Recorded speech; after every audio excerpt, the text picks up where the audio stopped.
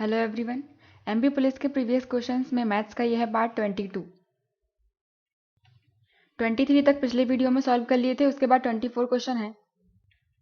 एक train 90 metre लंबे platform को 30 सेकंड में क्रॉस करती है और एक मैन को, जो कि प्लेटफॉर्म पर खड़ा है, 15 सेकंड में क्रॉस करती है। तो स्पीड ऑफ द ट्रेन क्या होगी? तो स्पीड का फॉर्मूला होता है speed equal to distance upon time.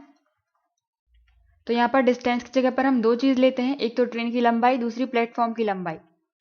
अब पहले वो प्लेटफॉर्म को क्रॉस कर रही है 30 सेकंड में, तो स्पीड क्या हो जाएगी? ट्रेन की स्पीड हमने s मान ली, इक्वल टू ट्रेन की स्पीड निकालना है तो हमने s मान लिया, इक्वल टू अब डिस्टेंस रखेंगे तो डिस्टेंस की जगह पर दो चीज़ लेनी है, एक तो ट्रेन की लंबाई, और यहाँ पर ट्रेन की लंबाई भी नहीं दी गई तो वो हम l मान लेते हैं।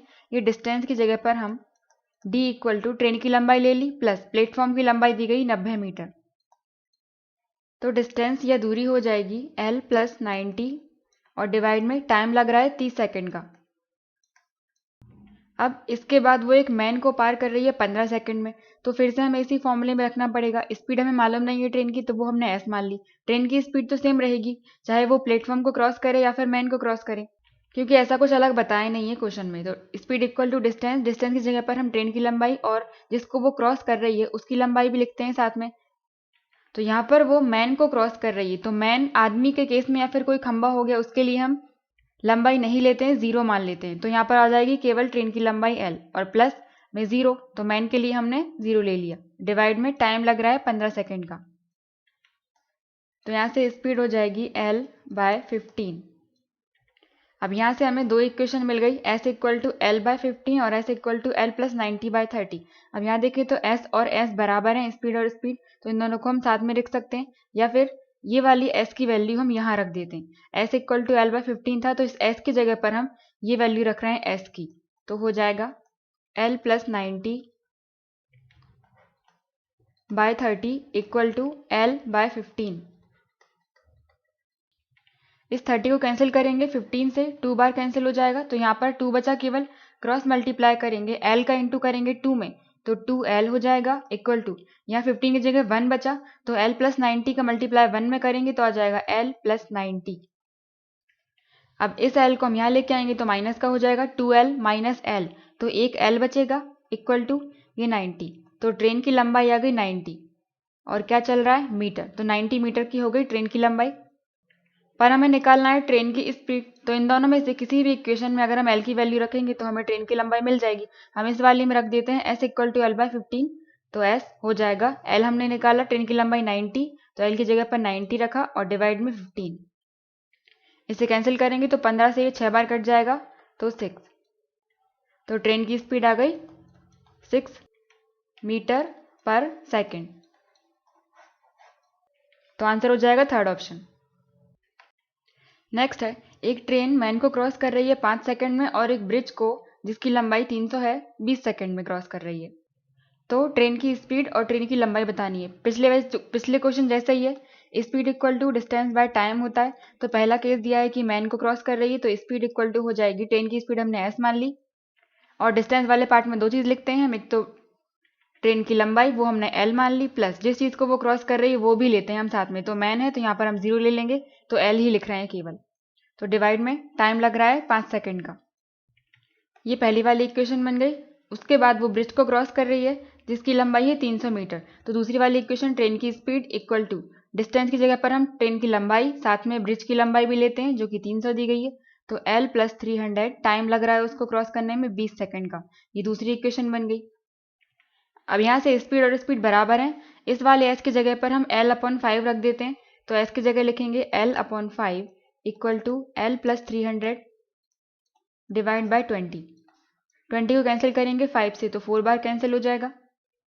फिर यहाँ पर क्रॉस मल्टीप्लाई करेंगे तो यहाँ 4 है, l का मल्टीप्लाई 4 में करेंगे तो 4l इक्वल टू यहाँ कुछ नहीं बचा 1, तो इसका मल्टीप्लाई l प्लस 300, तो l प्लस 300 ही मिलेगा। अब इस l को यहाँ लेके जाएं तो माइनस का हो जाएगा, तो 4l minus l equal to 300, 4l minus l 3l मिल जाएंगे, इक्वल टू 300। इस 3 से इसको डिवाइड करेंगे तो l इक्वल टू मिल जाएगा 100 मीटर। तो ट्रेन की लंबाई आ गई 100 मीटर। अब ऑप्शन से अगर हम नेग्लेक्ट करें तो पहला वाला ऑप्शन में 100 कहीं नहीं है, तो ये वाला आंसर नहीं होगा। सेकंड में 100 दिया गया है, थर्ड में नहीं दिया, तो ये भी नहीं होगा, फोर्थ में 100 दिया गया है। अब सेकंड और फोर्थ में से एक आंसर होगा। ट्रेन की लंबाई मिल गई तो इन दोनों इक्वेशन में से हम एल की वैल्यू रख के स्पीड निकाल सकते हैं।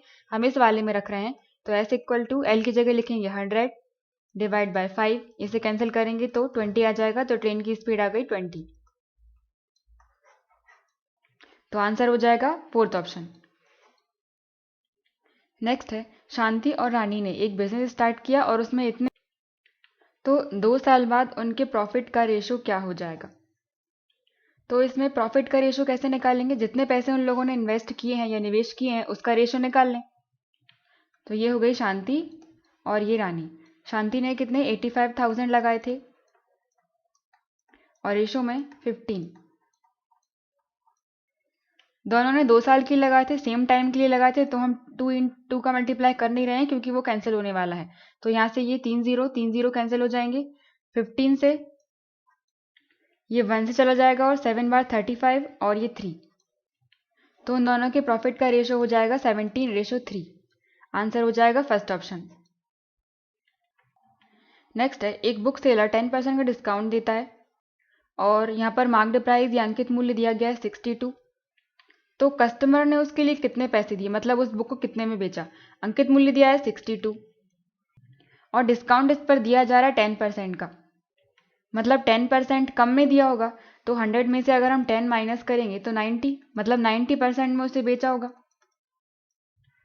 तो हमें 90% निकालना है और किसका, जितना उसका अंकित मूल्य था। तो 62 का 90% निकाल देंगे, ये हो जाएगा सेलिंग प्राइस जितने में उस बुक को बेचा। तो 0 से 0 कैंसिल, 62 इंटू 9 8, 54 55। अब डिवाइड में 10 है तो एक नंबर के बाद हम, जब 0 1 है तो एक नंबर के बाद हम पॉइंट लगा देंगे, तो 55.8। तो आंसर हो जाएगा सेकंड ऑप्शन। नेक्स्ट है फाइंड द एवरेज, इसका औसत निकालना है। तो इसके लिए सबसे पहले हम इन सब का सम निकाल लें। सम के लिए केवल हम लास्ट डिजिट को ही प्लस कर रहे हैं, तो यहाँ से 6 और 2 को प्लस करेंगे तो 8 और 8 और 8 16, तो 16 में से 6 ले लिया, 6 और 4 10, तो 10 में से हमने 0 ले लिया और 0 और 0 0 ही रहेंगे और फिर ये 6 ऐड करेंगे तो 6 आ जाएगा लास्ट में। तो यूनिट डिजिट या एक अंक हो गया 6। अब अगर हम दिए गए एवरेज में टोटल नंबर का मल्टीप्लाई करें तो हमें सम के बराबर मिलेगा। तो इसमें से देख लेते हैं हम कहाँ पर हमें लास्ट में 6 मिल रहा है। 8 का मल्टीप्लाई 6 में करेंगे तो 8 मिलेगा, यहाँ से 0 मिलेगा, 0 इंटू 6 और 1 इंटू 6 6 मिलेगा और 9 इंटू 6 लास्ट में 4 मिलेगा 54 का। तो हमें केवल 6 देखना है, वो हमें थर्ड ऑप्शन से मिल रहा है, तो आंसर हो जाएगा 81। नेक्स्ट है, इसको सॉल्व करना है। रूट में है 18.49 माइनस रूट 8.41।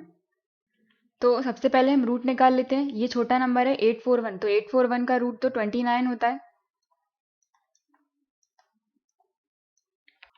उसके बाद है 1849, तो इसका रूट हमें देखना पड़ेगा क्या नंबर होगा। किसी भी मेथड से इसका स्क्वायर रूट निकाल सकते हैं। यहाँ पर लास्ट में 9 है, ये है 1849। तो हम लास्ट की डिजिट देखते हैं किस नंबर के स्क्वायर में आ रही है। तो 3k में मिलेगी और 7k में मिलेगी। 3 3 9, 7 7 49, तो 9 9 मिल रहा है। तो हमने 3 और 7 ले लिया। अब स्क्वायर रूट निकाल रहे हैं तो हम पीछे की 2 डिजिट कैंसिल कर देंगे। अब बचा केवल 18। तो हमें 18 से छोटा ऐसा नंबर देखना है जो किसी नंबर का स्क्वायर हो। 18 से कम होता है 16, 16 किसका स्क्वायर होता है 4 का, तो हम 4 इन दोनों के आगे लिख देंगे। इसके बाद हमें 4 में एक नंबर बढ़ाकर, तो 4 में एक नंबर बढ़ाकर क्या 5 आ जाएगा। इन दोनों का मल्टीप्लाई करना है 20, तो 20 हमें देखना है बाकी बचे हुए नंबर से क्या है। ये इससे बड़ा है, तो बड़ा है इसका मतलब यहाँ से कम वाला ऑप्शन हमारा आंसर हो जाएगा। और अगर यहाँ पर बड़ी वैल्यू आती तो ये आंसर हो जाता। तो इसका रूट हो जाएगा 43। 1849 43 का स्क्वायर होता है। इसके बाद यहाँ पर हमें पॉइंट को भी हटाना है। तो 1849 में हमने कैलकुलेट किया 43, तो इसके जगह पर हमने लिखा 43। इसके बाद हमें पॉइंट देखना है। जब भी रूट के अंदर किसी नंबर के बाद पॉइंट लिखा हो, ये रूट है, तो स्क्वायर रूट में जितने भी नंबर के बाद पॉइंट होता है ये हमें पीछे से देखना है। राइट, यहाँ से ये 9 और 4 दो नंबर है, तो 2 नंबर के बाद पॉइंट है, तो उस 2 में डिवाइड करेंगे हम 2 का, यहाँ से मिलेगा 1, तो हम एक नंबर के बाद इसमें पॉइंट लगा देंगे, तो 4.3 आ जाएगा। माइनस 841 रूट होता है 29 का, तो यहाँ पर भी 2 नंबर है, तो 2 में डिवाइड करेंगे 2 का, तो 1 मिलेगा, मतलब एक नंबर के बाद यहाँ पर हम पॉइंट लगा देंगे 2.9 और इसको माइनस करेंगे तो मिलेगा 1.4। तो आंसर हो जाएगा फोर्थ ऑप्शन।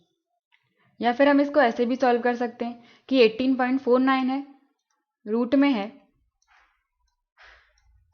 तो 2 नंबर के बाद पॉइंट है तो 2 जीरो हम डिवाइड में लिख देते हैं, तो नीचे आ जाएगा 100। और जब इसका रूट निकालेंगे तो मतलब पूरे पर ही ये रूट है, तो 1849 का रूट होता है 43, हमने कैलकुलेट किया, तो इसकी जगह 43 और डिवाइड में 100 होता है 10 का, तो 10। तो यहाँ पर एक जीरो है तो एक नंबर के बाद ऊपर पॉइंट लगा देंगे, तो 4.3। इस तरह से भी 4.3 आ सकता है। नेक्स्ट है, इस फिगर में arms of two angles parallel हैं, DEF 34 दिया है, तो ABC कितना होगा। दो एंगल बने हुए हैं मतलब दोनों की भुजाएं, दोनों की आर्म्स, तो AB पैरेलल हो जाएगी DE के, और ये वाली लाइन भी हो जाएगी BC पैरेलल हो जाएगी EF के, क्योंकि समांतर बोला गया है। DEF 34 है तो D E और F बीच वाला नंबर, बीच वाला देखते हैं हम, तो E है 34। अब यहाँ पर एंगल E 34 है तो एंगल G भी 34 हो जाएगा, क्योंकि दो पैरेलल लाइन या समानांतर रेखाओं को जब कोई ट्रांसवर्सल लाइन या तिर्यक रेखा कट करती है तो ये वाला एंगल और ये वाला एंगल सेम होता है, करेस्पॉन्डिंग एंगल या संगत कोण होते हैं। तो जब ये 34 है तो ये भी 34 हो जाएगा, तो यहाँ से एंगल G भी हो जाएगा 34। अब ये 34 मिल गया। यहाँ पर हम देखें तो AB और DE ये दोनों भी आपस में समानांतर हैं, इन दोनों को BC लाइन कट कर रही है। ये हो गई AB, ये हो गई DE, और इनको कट किया इसने, ये है B और C। ऐसा बना ये फिगर, ये हो जाएगा B E D और ये हो जाएगा G, जो कि हमने निकाला है 34। अब यहाँ पर AB और DE पैरेलल लाइन को कौन सी लाइन कट कर रही है, BC, तो इसको हम यहाँ तक बढ़ा सकते हैं। तो दो पैरेलल लाइन हो गई, ये वाली और ये वाली, इन दोनों को कट किया इस BC ने। तो जिस तरह से ये वाला एंगल और ये वाला एंगल संगत कोण थे, बराबर थे, उसी तरह से इस एंगल से ये एंगल भी बराबर हो जाएगा, संगत कोण होंगे, करेस्पॉन्डिंग एंगल होंगे।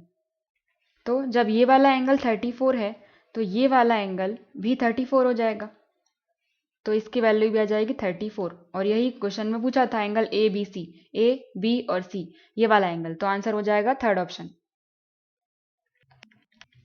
नेक्स्ट है, इसको सॉल्व करना है और A की वैल्यू निकालना है।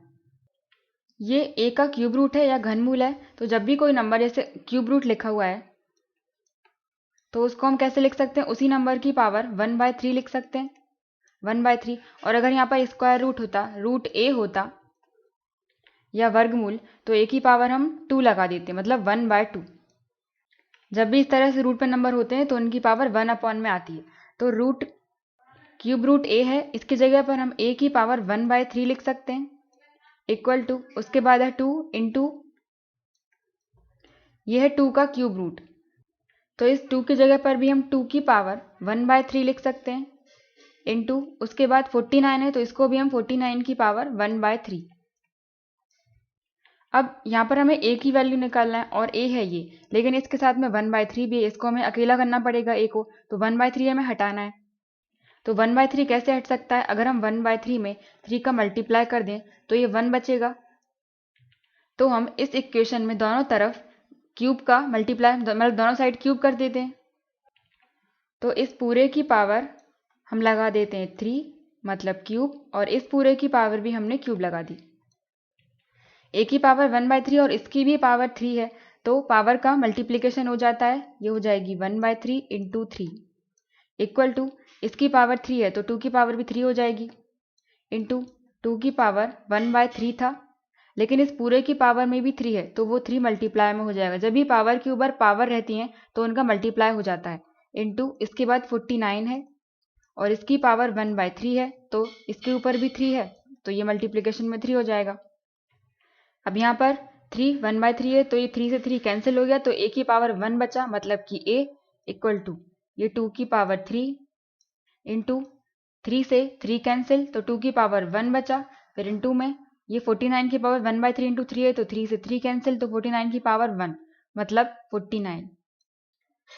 यहाँ से मिलेगा A इक्वल टू 2 क्यूब मतलब 8 इंटू 2 की पावर 1 मतलब 2 इंटू 49। यहाँ से आ जाएगा 8 इंटू 2 16 इंटू 49, और इसका मल्टीप्लाई करेंगे तो 4 आ जाएगा, 14 और 64, 8 784, तो A की वैल्यू आ जाएगी 784।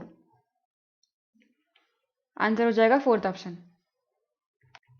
नेक्स्ट है, ये फिगर दिया गया है, इसमें सेंटर O है और एंगल ADC 110 दिया है। ADC मतलब ये बीच वाला एंगल, ये हो जाएगा 110। तो एंगल CAB बताना है, CAB इसकी वैल्यू बताना है।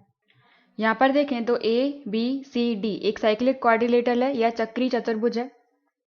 तो इसमें आमने सामने के एंगल या अपोजिट एंगल्स का सम 180 डिग्री के बराबर होता है।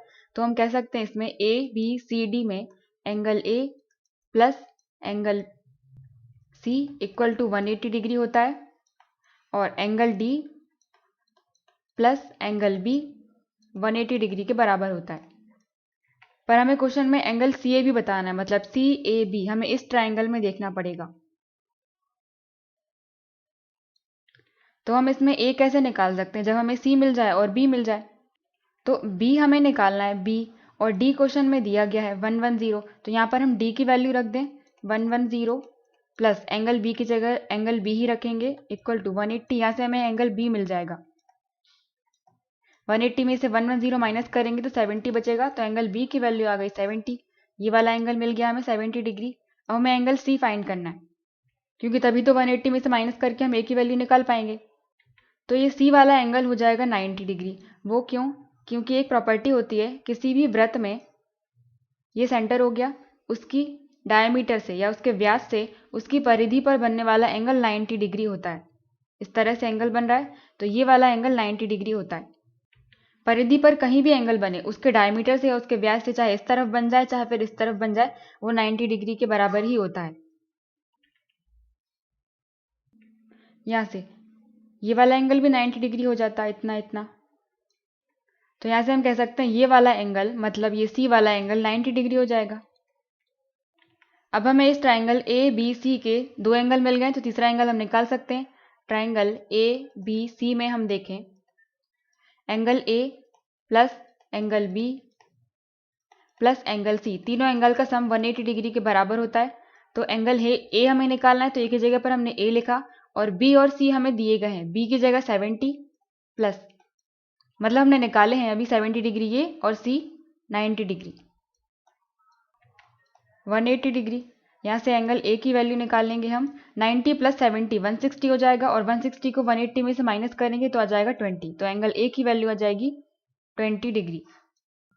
तो एंगल CAB हो जाएगा 20 डिग्री। आंसर हो जाएगा थर्ड ऑप्शन। नेक्स्ट है, यहाँ से x की वैल्यू निकालना है। 50x इक्वल टू 648 का स्क्वायर और 248 का स्क्वायर माइनस में। तो 50x है, सबसे पहले हम इसको सॉल्व कर लें।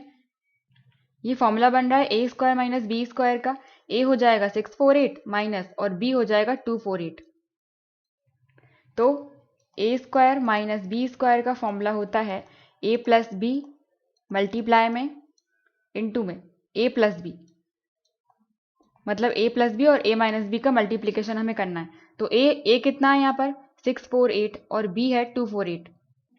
तो यहाँ से हो जाएगा 50x equal to A plus B, मतलब पहले ए, तो ए है ये और बी है ये। तो 648 और 248 को प्लस करना है, या फिर हम यही लिख दें डायरेक्ट 648 प्लस 248 ब्रैकेट में, फिर a माइनस बी, मतलब a ये है 648 माइनस b, तो b है 248।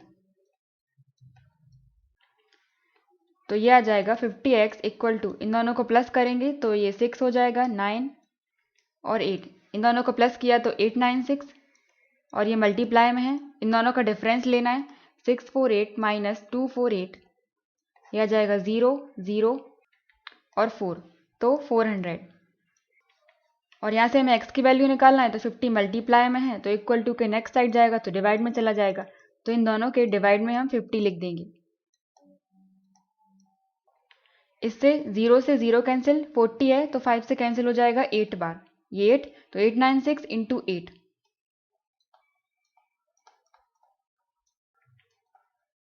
तो यहाँ से मिल जाएगा x इक्वल टू 8 इंटू 6 48। तो यहाँ पर हम ऑप्शन में से लास्ट डिजिट की देख लेते हैं कि 8 यहाँ पर मल्टीप्लाई करने पर हमें लास्ट में 8 मिलेगा। 8 इंटू 6 48, तो 8 मिल रहा है। ऑप्शन में देखें तो लास्ट में 8 हमें यहाँ नहीं मिल रहा है, इसमें मिल रहा है 0 मिल रहा है, ये आंसर नहीं है, ये भी आंसर नहीं है, तो आंसर हो जाएगा सेकंड, क्योंकि यहीं पर केवल हमें 8 मिल रहा है। तो x की वैल्यू हो जाएगी 7168। नेक्स्ट है, यहाँ पर डिफरेंस निकालना है कंपाउंड इंटरेस्ट और सिंपल इंटरेस्ट का, और सम यहाँ पर दिया गया है, इतने पर निकालना है 10% रेट और 3 साल के लिए। तो इसके लिए सबसे पहले हमें CI भी निकालना पड़ेगा और SI भी निकालना पड़ेगा। सिंपल इंटरेस्ट हम डायरेक्ट फॉर्मूले से निकाल सकते हैं। सिंपल इंटरेस्ट का फॉर्मूला होता है P मतलब प्रिंसिपल, जो पैसे दिए गए उतने 5000 into rate into time divide by 100। Principal है यहाँ पर 5000, रेट है 10, टाइम है 3, डिवाइड में 10, 10 से 10 कैंसिल, ये डिवाइड में 100 होगा, एक और 0 है तो इस 0 से ये वाली 0 भी कैंसिल, तो 1500 ये आ गया सिंपल इंटरेस्ट। सिंपल इंटरेस्ट की वैल्यू आ गई 1500। अब हमें CI निकालना है। CI निकालने के कई तरीके हैं, जिसमें से एक हम देख रहे हैं कि 3 साल के लिए बोला है। तो कंपाउंड इंटरेस्ट का मतलब क्या होता है कि इंटरेस्ट पर भी इंटरेस्ट, ब्याज पर भी ब्याज लगता है। तो हम सबसे पहले पहले साल के लिए ब्याज निकाल रहे हैं। तो पहले साल के लिए अमाउंट दिया है 5000, तो इस पर कितने की रेट लगाना है हमें 10% की, तो इसका 10% निकालना है। परसेंट है तो डिवाइड में 100 भी करेंगे हम, ये 2 0 से 2 0 कैंसिल, 50 इंटू 10 यह आ जाएगा 500। तो पहले साल के लिए आ गया 500। अब दूसरे साल के लिए फिर से इस पर रेट लगेगी। 5000 पर 10% की रेट से 500 ही आएगा वापस, लेकिन इस दूसरे साल में हमें इस पर भी रेट देनी पड़ेगी, तो 500 का भी 10% हमें निकालना पड़ेगा। तो 10% डिवाइड बाय 100, ये 2 0 से 2 0, तो 5 इंटू 10 50। अब तीसरे साल के लिए पहले तो इस मेन अमाउंट पर लगेगा, 5000 पर 10% लगाएंगे तो 500 ही आएगा। इसके बाद जितने इंटरेस्ट आ चुके हैं उस पर भी हमें रेट लगानी पड़ेगी। तो सबसे पहले हम इस वाले 500 पर लगाएंगे, तो इस 500 का 10% ये हमने निकाला था 50, तो पहले तो ये आ गया। उसके बाद दूसरे साल में इस 500 पर भी हमें इंटरेस्ट लगाना पड़ेगा, तो उसका 10% निकालेंगे तो वो फिर से 50 आएगा, तो वो ये है। और दूसरे साल में ये 50 भी था, तो इस पर भी हमें 10% रेट लगानी पड़ेगी, तो 50 का 10% निकालना पड़ेगा, डिवाइड में 100, ये 0 से 0 कैंसिल, 5 इंटू 10 5%। यहाँ से हमने तीनों साल के लिए रेट निकाल ली। तो जब हम इन सब को प्लस करेंगे तो हमें मिल जाएगा कंपाउंड इंटरेस्ट, और जो वैल्यू आएगी उसका हमें अंतर लेना है इससे। या फिर अगर हम डायरेक्ट देखें तो सिंपल इंटरेस्ट निकालना था सबसे पहले। तो सिंपल इंटरेस्ट क्या होता है, हर साल के लिए इंटरेस्ट, तो वो तो है 500 500 500। मतलब अगर हम इन तीनों को प्लस करेंगे तो हमें सिंपल इंटरेस्ट मिल जाएगा, और हमें इनका डिफरेंस ही लेना है। मतलब इस पूरी वैल्यू को जब हम प्लस करेंगे वो, और फिर इन तीनों को प्लस करके जो वैल्यू आएगी उनका हमें अंतर लेना है, जो कि सिंपल इंटरेस्ट के बराबर होगा। तो यहाँ पर हमें अंतर निकालना है। तो जब हम इस पूरी वैल्यू में से, जो कि कंपाउंड इंटरेस्ट है, इसमें से जब हम इतना पार्ट माइनस करेंगे तो बचेगा केवल ये वाला पार्ट, क्योंकि ये तो माइनस हो जाएगा। तो हम इन सबको ही प्लस कर लेते हैं जो अंतर के बराबर होगा। तो 50 50 और 50 150 हो जाएगा, और ये 5 तो 155। तो SI का अंतर आ जाएगा 155, आंसर हो जाएगा फोर्थ ऑप्शन। या फिर ऐसे भी कर सकते हैं, इन सबको प्लस करो तो CI मिलेगा। ये 1500 हो रहे थे और ये 155, इनको प्लस करेंगे तो 5 5 6 1655, तो ये आ गया CI। अब हमें इन दोनों का अंतर लेना है, तो 1655 में से 1500 माइनस कर देंगे, तो यह आ जाएगा 5 5 और 1, तो 155 अंतर आ जाएगा, तब भी ऑप्शन आएगा फोर्थ। नेक्स्ट है, माई एज इज मतलब मेरी उम्र 4 गुनी है, डिफरेंस 6 साल बाद की और 2 साल पहले की उम्र के अंतर की 4 गुनी है। तो मेरी एज क्या है, प्रेजेंट की एज बताना है। इसको ऑप्शन से भी निगलेक्ट करके कर सकते हैं, या फिर मेथड से भी कर सकते हैं। सबसे पहले मेथड देख लेते हैं। मेरी एज निकालनी, तो मान लेते हैं कि मेरी एज है x, इक्वल टू, जो कि बराबर है 4 गुने की। तो 4 गुना करना है तो 4 का मल्टीप्लाई। अब किसका 4 गुना, अंतर, और अंतर हमें किसका लेना है, 6 साल बाद की उम्र और 2 साल पहले की उम्र। तो 6 साल बाद की उम्र हो जाएगी, अभी x है तो 6 साल बाद हो जाएगी x + 6, और 2 साल पहले हो जाएगी तो 2 माइनस कर दो, x - 2 इन दोनों का अंतर लेना है, उसका हमें 4 गुना करना है। तो 6 साल बाद की ये है x + 6, इसका अंतर मतलब माइनस लेना है, तो ब्रैकेट लगा देंगे हम x - 2, और ये 4 गुना है तो होल में ये ब्रैकेट। अब यहाँ से x की वैल्यू निकालना है, तो यहाँ से x = हो जाएगा 4, ब्रैकेट के अंदर x + 6 है। अब यहाँ पर ये x - 2 है और आगे एक माइनस है, तो माइनस हो जाएगा -x, और जो माइनस है वो प्लस हो जाएगा, तो +2, क्योंकि ब्रैकेट के आगे जब माइनस होता है तो अंदर की सब चीज़ों के साइन बदल जाते हैं।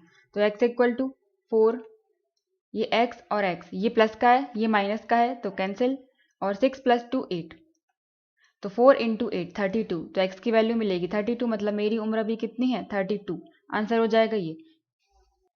या फिर हम इसको ऑप्शन से भी देख सकते हैं, हमें अंतर लेना है, जो एज आएगी उसका 4 साल बाद का और 2 साल पहले का अंतर 4 गुना आने पर हमें यही ऑप्शन मिलना चाहिए। 4 6 है, 6 साल बाद, ये 6x + 6, हाँ 6 साल बाद है, तो इसकी 6 साल बाद हो जाएगी 24 + 6 हो जाएगी 30, और 2 साल पहले 22, इन दोनों का अंतर हो जाएगा 8। अब 8 का 4 गुना मतलब 4 × 32, तो 32 क्या ये इसके बराबर है? ये तो 24 है, तो आंसर नहीं है ये। अब सेकंड ऑप्शन में 28 से 6 साल बाद, 28 + 6 34, फिर अंतर लेना है 2 साल पहले की, तो 28 से 2 साल पहले हो जाएगी 26, इन दोनों का अंतर निकालेंगे तो आ जाएगा 8, और 8 का 4 गुना करेंगे तो आएगा 32, तो 32 क्या ये 28 के बराबर है? नहीं है, तो ये आंसर नहीं होगा। 36 है 6 साल बाद, 36 + 6 42, और माइनस अंतर लेना है 2 साल पहले का, तो 36 - 2 34, और इन दोनों का अंतर निकालेंगे तो भी हमें 8 मिलेगा, और 8 का 4 गुना करेंगे तो आएगा 32, तो 32 क्या ये जो अभी उम्र थी उसके बराबर है? ये 36 है, नहीं ये भी बराबर नहीं, ये आंसर नहीं होगा। उसके बाद फोर्थ में देखें 32 है 6 साल बाद, तो 32 + 6 हो जाएंगे 38, अंतर लेना है 38, अंतर लेंगे 2 साल पहले का, तो 32 - 2 30, तो इन दोनों का अंतर आया 8। अब इसका 4 गुना लेना है तो आएगा 32, 32 ये इसके बराबर है, इसका मतलब ये आंसर सही है, आंसर हो जाएगा फोर्थ ऑप्शन 32। नेक्स्ट है a certain data is presented in the form of a frequency distribution, और सेम क्लास साइज है उसकी। अगर पहले क्लास इंटरवल का क्लास मार्क दिया गया यहाँ पर 70 और क्लास साइज 20, तो सेवेंथ इंटरवल की हमें अपर लिमिट बतानी है। मतलब यहाँ पर डेटा रिप्रेजेंटेशन किया गया है और यहाँ पर क्लास साइज सेम रखी गई है, मतलब इसमें हमें इंटरवल बनाने पड़ेंगे या फिर अंतराल बनाने पड़ेंगे, और कहाँ तक? 7वें तक। 7वें का पूछा है तो 7 लाइन बनानी पड़ेंगी।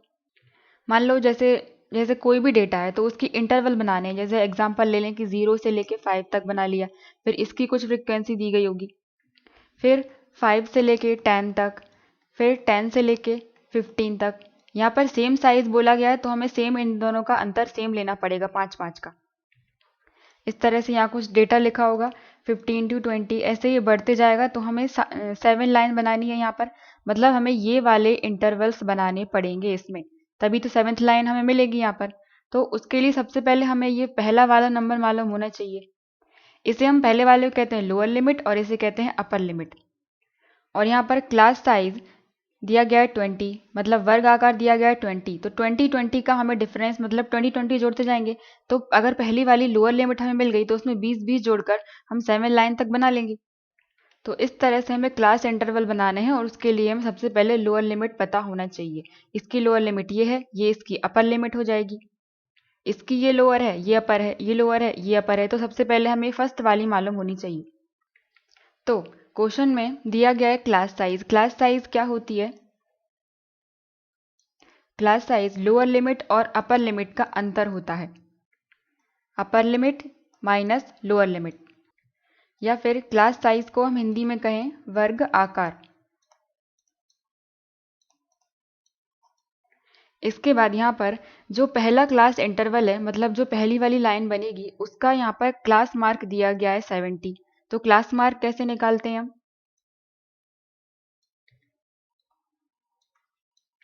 क्लास मार्क के लिए हम लोअर लिमिट और अपर लिमिट का एवरेज ले लेते हैं या औसत ले लेते हैं, या फिर हम ऐसा कह दें कि लोअर लिमिट और अपर लिमिट को प्लस करके 2 से डिवाइड कर देते हैं। ये फॉर्मूला हो जाएगा क्लास मार्क निकालने का, या क्लास मार्क को हम हिंदी में कहें वर्ग चिन्ह।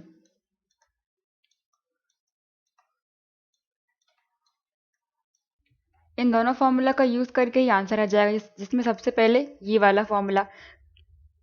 यहाँ पर पहले क्लास इंटरवल का 70 दिया है, मतलब जो पहली वाली लाइन थी, जो पहला इंटरवल था, पहला, दूसरा, तीसरा, इस तरह से चलते आ रहे थे, तो पहले वाले का यहाँ पर क्लास इंटरवल का क्लास मार्क दिया है 70, मतलब यहाँ पर एक लोअर लिमिट होगी और यहाँ पर एक अपर लिमिट होगी, फिर यहाँ पर भी होंगी, इस तरह से लाइन चलती जाएंगी। तो पहली वाली लाइन में हम देख रहे हैं इसका क्लास मार्क दिया गया है 70। इसका मतलब ये है अगर हम लोअर लिमिट और अपर लिमिट को प्लस करके डिवाइड बाय 2 करेंगे तो हमें 70 मिलेगा। तो हम 70 की वैल्यू इस वाले फॉर्मूले में रख रहे हैं। क्लास मार्क दिया गया है या फिर वर्ग चिन्ह 70 दिया गया है, तो 70 यहाँ पर वर्ग चिन्ह की जगह 70 इक्वल टू लोअर लिमिट हमें मालूम नहीं है, उसकी जगह L, अपर लिमिट भी नहीं मालूम तो U लिख दिया उसकी जगह और डिवाइड बाय 2। तो यहाँ से हम क्रॉस मल्टीप्लाई करेंगे, 70 इंटू 2 हो जाएगा, ये हो जाएगा 140 equal to L plus U। यहाँ से हमें इतना मिला, मतलब लोअर लिमिट और अपर लिमिट इन दोनों को जब प्लस करेंगे तो 140 के बराबर होगा। और क्वेश्चन में क्लास साइज दिया गया है 20, मतलब ये है दोनों के बीच में अंतर होगा 20 का। क्लास साइज क्या होता है, अपर लिमिट और लोअर लिमिट को दोनों को माइनस कर दें तो 20 ही आएगा। इसका मतलब ये है अगर हम लोअर लिमिट को अगर हम x मान लें तो अपर लिमिट क्या हो जाएगी, 20 ज़्यादा हो जाएगी, क्योंकि दोनों में 20 का अंतर है। तो अपर लिमिट को हम मान लेते हैं कि x प्लस 20 है, ये हो जाएगी लोअर लिमिट और ये हो जाएगी अपर लिमिट। और इन दोनों को प्लस करने पर जो वैल्यू आएगी वो हमें मालूम है, जो कि 140 है, तो इन दोनों को प्लस करके हम 140 के बराबर में रख सकते हैं। तो हो जाएगा x प्लस 20, ये लोअर हो गई, ये अपर हो गई, दोनों को प्लस करेंगे तो 140 के बराबर आएगा। यहाँ से हम x की वैल्यू निकाल लेते हैं, ये हो जाएगा x प्लस x 2x, और ये 20 को माइनस करेंगे 140 में से तो आ जाएगा 120। इस 2 का डिवाइड करेंगे तो x इक्वल टू, या यहीं से कैंसिल कर दो, 2 6 12 और 0, तो x इक्वल टू मिल गया 20, और x हमने क्या माना था, लोअर लिमिट, तो ये आ गई लोअर लिमिट हमारी 60 और अपर लिमिट हो जाएगी x प्लस 20, तो x है 60, 60 प्लस 20 हो जाएगा 80। ये सारा इतना हमने इसीलिए किया क्योंकि हमें ये लोअर लिमिट की वैल्यू मालूम चल जाए। अब हम इसमें 20 ऐड करते जाएंगे, ये लोअर लिमिट हमें मिल गई 60 और इसमें 20 जोड़ेंगे क्योंकि अंतराल क्लास साइज कितना है 20, तो 20 जोड़ेंगे तो आ गया 80। पहली वाली क्लास इंटरवल मिल गया हमें 60 to 80। फिर दूसरे में, या फिर यहाँ देख लेते हैं, लोअर लिमिट हमने निकाली 60, क्लास साइज कितना है 20, ये वर्गाकार 20 है, तो हम 20 जोड़ देंगे, यह आ जाएगा 80।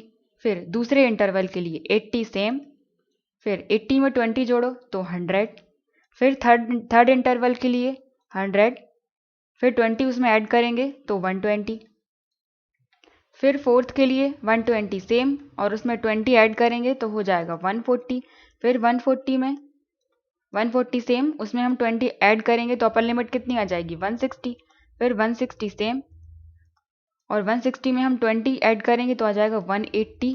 ये कितने हो गए 1, पहला क्लास इंटरवल ये हो गया, दूसरा ये हो गया, तीसरा, ये चौथा, पांचवा 140 और सिक्स्थ हो गया ये। पर हमें सेवेंथ देखना है, सेवेंथ क्लास इंटरवल तक देखना था ये, तो सिक्स्थ हो गए। तो सेवेंथ लाइन कौन सी आ जाएगी, यहाँ 180 सेम आ जाएगा, या यहाँ लिख देते हैं ये सेवेंथ नंबर का है, सेवेंथ क्लास इंटरवल 180 सेम और क्लास साइज 20 है तो 20 ऐड किया तो हो जाएगा 200। इसी तरह से एट्थ वाला आ जाएगा 200 सेम, उसमें 20 जोड़ेंगे तो 220। इसी तरह से ये क्लास इंटरवल चलते जाएंगे। पर हमसे पूछा है सेवेंथ में, तो सेवेंथ वाला ये है, सेवेंथ की अपर लिमिट बतानी है, तो ये हो गई लोअर लिमिट 180, अपर लिमिट हो गई 200, तो आंसर हो जाएगा 200, थर्ड ऑप्शन। नेक्स्ट है ABCD एक रोम्बस है, BCA 66 दिया गया है, तो CAD निकालना है। ABCD क्या है, समचतुर्भुज है। समचतुर्भुज में दो साइड पैरेलल होती हैं, ये दोनों पैरेलल साइड हो गई और इन दोनों को जोड़ेंगे तो ये समचतुर्भुज या रोम्बस बन गया। बी, सी और डी। अब इसमें एंगल बी सी ए दिया है, मतलब सी दिया है, बी सी और ए, मतलब इसे हमें जोड़ना पड़ेगा क्योंकि एंगल बनाना है। बी सी ए ये वाला, हाँ ये वाला एंगल हो गया 60। तो एंगल सी ए डी ये बताना है, सी ए और डी ये वाला एंगल हमें फाइंड करना है। ये 66 है। तो जब ये वाला एंगल 66 है और ये दोनों पैरेलल हैं, ए बी और सी डी आपस में पैरेलल हैं, तो ये 66 है तो ये वाला एंगल भी 66 हो जाएगा। क्यों? क्योंकि जब दो पैरेलल लाइंस इस तरह से जाती हैं और कोई ट्रांसवर्सल लाइन या तिर्यक रेखा उनको इस तरह से कट करती है तो ये वाला एंगल और ये वाला एंगल बराबर होते हैं, या फिर ये वाला और ये अल्टरनेट इंटीरियर एंगल्स होते हैं, इसलिए इक्वल होते हैं। मतलब आंतरिक एकांतर कोण बराबर होते हैं, इसलिए ये 66 है तो ये भी इसके बराबर होगा, तो आंसर हो जाएगा सेकंड ऑप्शन। नेक्स्ट है वॉल्यूम ऑफ क्यूबॉइड। क्यूबॉइड मतलब घनाभ। घनाभ का आयतन दिया गया है 756 और उसके आधार का क्षेत्रफल एरिया दिया गया है इतना, तो हाइट या ऊंचाई निकालनी है। तो क्यूबॉइड है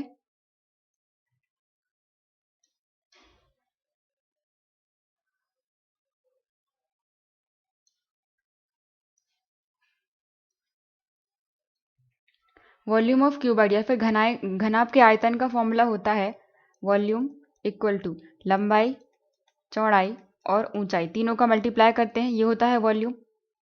अब यहाँ पर जो इसका आधार है, आधार क्या हो गया, ये इतना।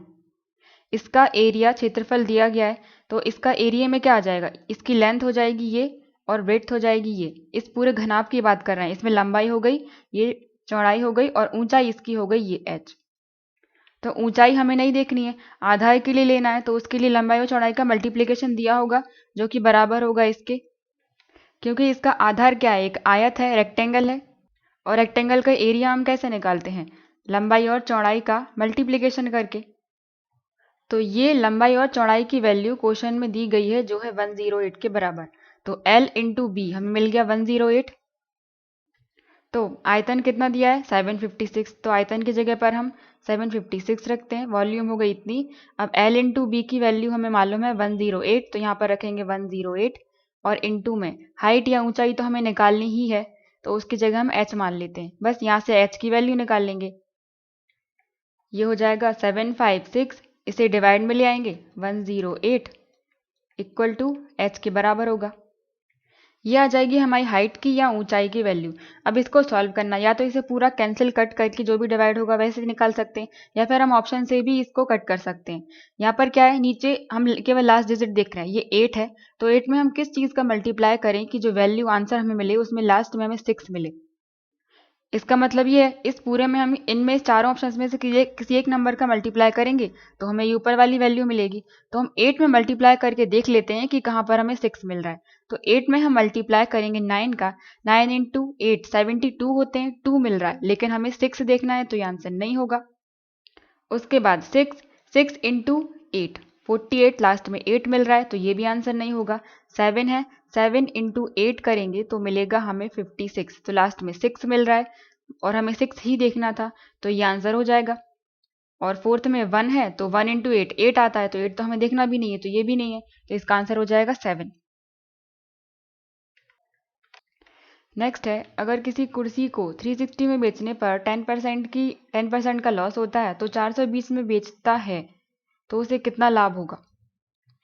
तो मान लेते हैं उसकी कीमत, कॉस्ट प्राइस कितनी थी पहले, 100% थी। अब इसको 10% के लॉस पर बेचा तो 10% कम कर देंगे, मतलब उसे 90% में बेचा होगा। और कितने में बेचा था, बेचने वाली वैल्यू हमें मालूम है 360 में बेचा था, 90% इक्वल टू 360। अब यहाँ से हम 0 से 0 कैंसिल, 9 से इसको कैंसिल करेंगे तो 4 बार 1% की वैल्यू आ गई 4। और कॉस्ट प्राइस कितनी है 100%, तो 100% की वैल्यू निकाल सकते हैं हम यहाँ से। 1% इक्वल टू 4 है, 100% इक्वल टू 2 0 यहाँ पे भी लगा दो, तो 400। तो कॉस्ट प्राइस कितनी थी पहले उसकी, 400 थी। अब क्वेश्चन में बोला है कि अगर इसे ही वो 420 रुपये में बेचता है तो प्रॉफिट कितने % का होगा। बेचता है मतलब सेलिंग प्राइस कितनी हो गई 420, तो खरीदा इतने में बेचा इतने में, कितने का प्रॉफिट हुआ, इन दोनों का अंतर, यह आ जाएगा 20। अब प्रॉफिट % हमें निकालना है तो इक्वल टू प्रॉफिट हो गया 20 का, डिवाइड में कॉस्ट प्राइस रखते हैं तो कॉस्ट प्राइस है 400 और इंटू 100। इस 100 का क्यों? क्योंकि परसेंटेज में निकालना है। अब इसको सॉल्व करना है, 2 0 से 2 0 कैंसिल और ये 20 कैंसिल हो जाएगा 4 से 5 बार, तो प्रॉफिट परसेंट आ जाएगा 5%। तो आंसर हो जाएगा थर्ड ऑप्शन। नेक्स्ट है, एक ट्रेपेजियम है, इसका एरिया है इतना और हाइट है इतनी। ट्रेपेजियम में दो साइड्स पैरेलल होती हैं।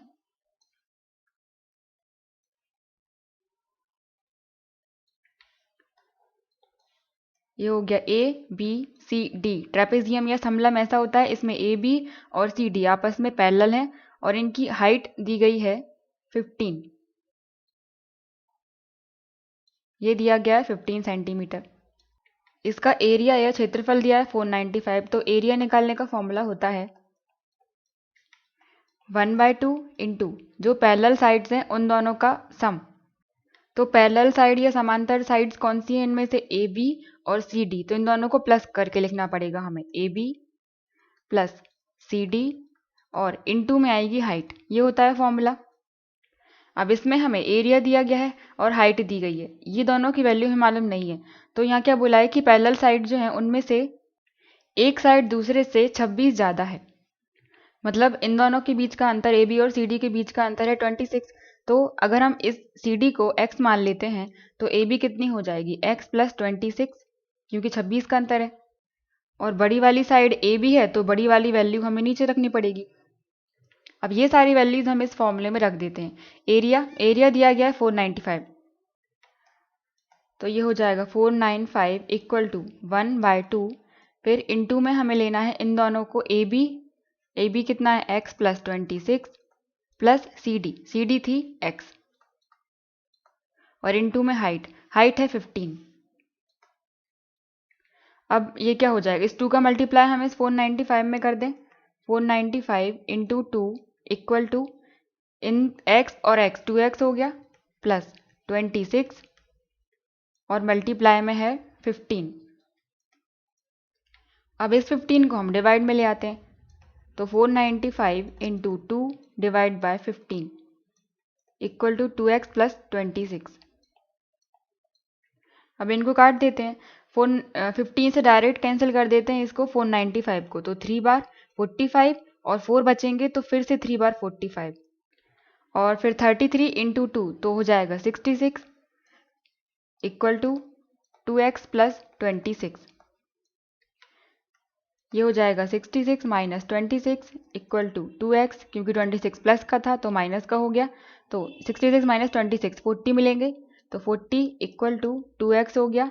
2 से इसे कैंसिल करो तो 20 बार, तो x की वैल्यू आ गई 20।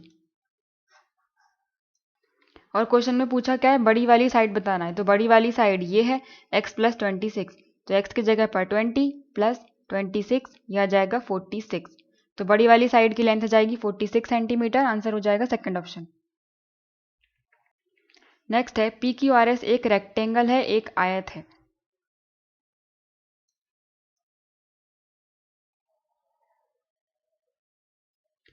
पी क्यू आर एस है, तो पी क्यू आर और एस।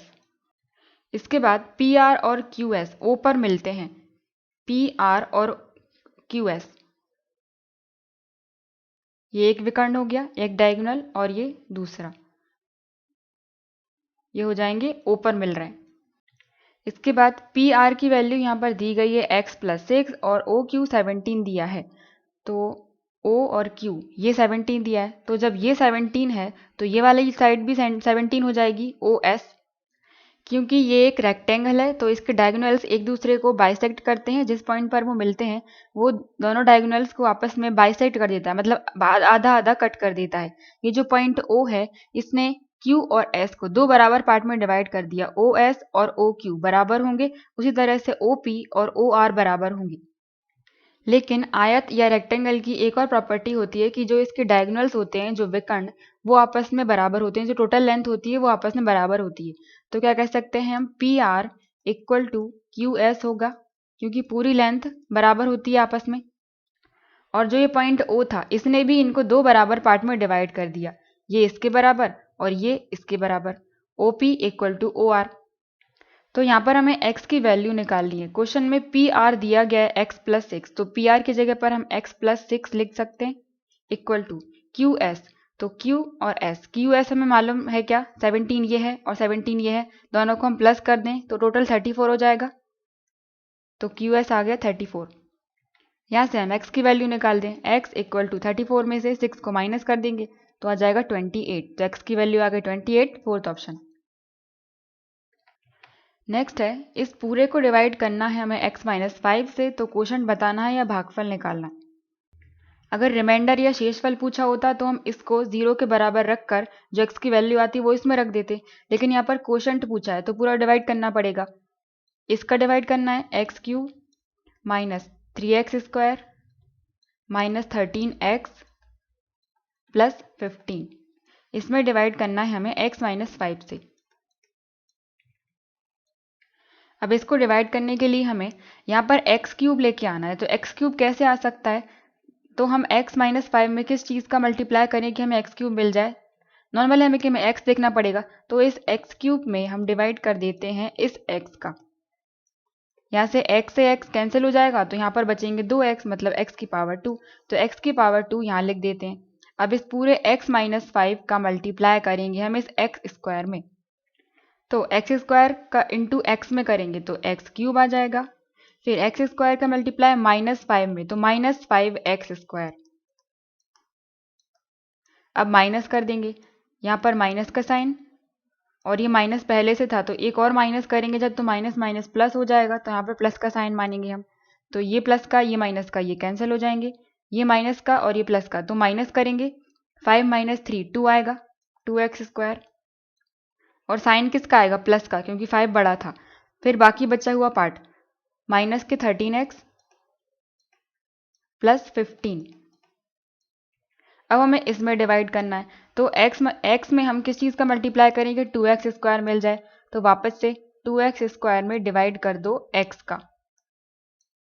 तो नीचे एक x है ऊपर 2 है, तो x से x कैंसिल, ऊपर केवल एक x बचेगा, मतलब 2 और x 2x। तो यहाँ पर 2x लिख देते हैं हम। अब इस 2x का मल्टीप्लाई करेंगे हम इस x माइनस 5 में, तो 2x into x 2x square हो जाएगा। फिर 2x का इंटू करेंगे माइनस 5 में, तो 2 इंटू माइनस 5 माइनस के 10, और ये x भी है तो माइनस का 10x। अब माइनस करेंगे, ये माइनस और एक माइनस पहले से था, और जब हम माइनस करेंगे तो वो माइनस और ये माइनस प्लस हो जाएंगे, तो यहाँ पर हम प्लस का साइन मानेंगे। ये सेम है तो कैंसिल हो जाएंगे प्लस माइनस, ये माइनस का 13 और प्लस का 10 माइनस करेंगे तो माइनस के 3 आ जाएंगे, और x तो चल ही रहा है साथ में, फिर प्लस 15।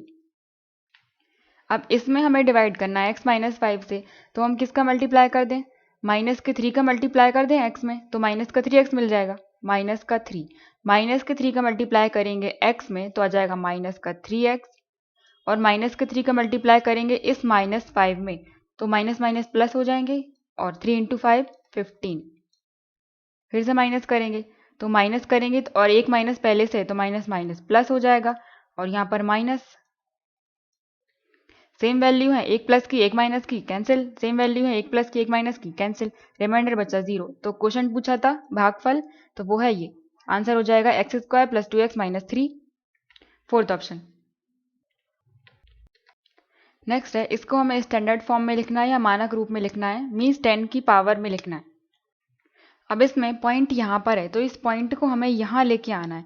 जब देखो, जब भी कोई नंबर होता है, मान लो 0 पॉइंट, या फिर नंबर नहीं, जैसे क्वेश्चन में दिया है ये पॉइंट है, अगर पॉइंट को हम राइट साइड लेके जा रहे हैं तो 10 की पावर माइनस में हम लिखते हैं। मान लो ये एक पॉइंट है, अगर इस पॉइंट को हम राइट हैंड साइड लेके जाएंगे, कितने भी नंबर, तो जितने नंबर ये इस राइट हैंड साइड शिफ्ट हो रहा है तो उतनी ही पावर हम 10 की लगा देते हैं, लेकिन निगेटिव में। और अगर इसको हम लेफ्ट हैंड साइड लेके जा रहे हैं तो 10 की पावर हम पॉजिटिव में लगाते हैं। फॉर एग्जाम्पल, मान लो एक नंबर है 1.26, अब इसको हमें 10 की पावर में लिखना है, जैसे ऑप्शन में दिए गए इस तरह से 10 की पावर में लिखना है, तो इसको हम क्या लिख सकते हैं, इस पॉइंट को हम अगर राइट हैंड साइड लेके जा रहे हैं, मान लो इस पॉइंट को हमें 6 के बाद लेके आना है, तो क्या हो जाएगा 1 2 6 और पॉइंट हम यहाँ लेके आ गए, तो उसके बाद कुछ भी नंबर नहीं है, तो मान लो पॉइंट है ही नहीं। अगर पॉइंट के बाद कुछ नंबर नहीं होता या तो हम 0 मान लेते हैं, मीन्स वो 126 ही है। तो अब पॉइंट यहाँ पर आ गया, फिर इनटू में हम 10 की पावर लगाएंगे। अब हम राइट हैंड साइड आ रहे थे इस तरफ, तो हम 10 की पावर लगाएंगे नेगेटिव में, और कितने नंबर आगे गया, ये 1 नंबर और 2 number, 2 number right hand side गया, तो 10 की पावर -2 हो जाएगी।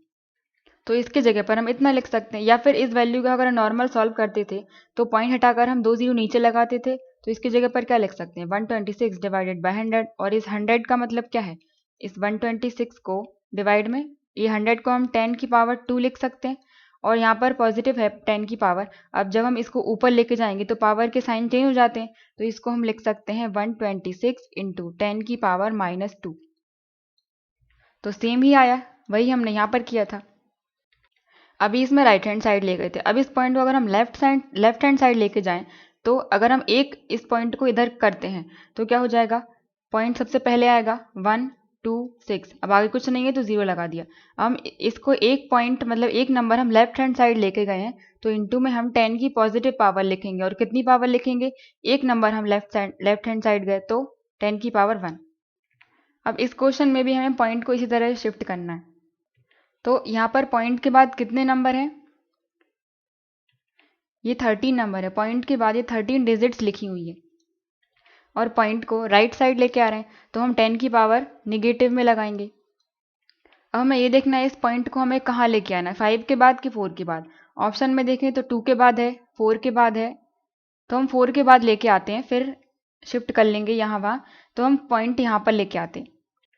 अब इस पॉइंट को जब हम यहाँ तक लेके आएंगे तो ये 11 डिजिट्स आ जाएगा राइट साइड, तो हम इसको लिख सकते हैं, पॉइंट हमने 4 के बाद लगाया 4.25 इंटू 10 की पावर नेगेटिव में लगाएंगे, और कितने नंबर थे बीच में, 11 नंबर थे, तो माइनस का 11। अब ये पहला ऑप्शन है तो 10 लिखा हुआ है, तो लेकिन माइनस की पावर लगेगी, तो ये ऑप्शन नहीं होगा। हमें नेगेटिव पावर देखनी है, नेगेटिव पावर इन दोनों में मिल रही है, ये पॉजिटिव है, ये भी आंसर नहीं होगा। और फोर्थ वाला ऑप्शन बिल्कुल सेम है जो हमने यहाँ पर आंसर निकाला, 4.25 इंटू 10 टू द पावर -11, तो आंसर हो जाएगा फोर्थ ऑप्शन। तो ये था 24 अगस्त की शिफ्ट 1 का पेपर। Thank you.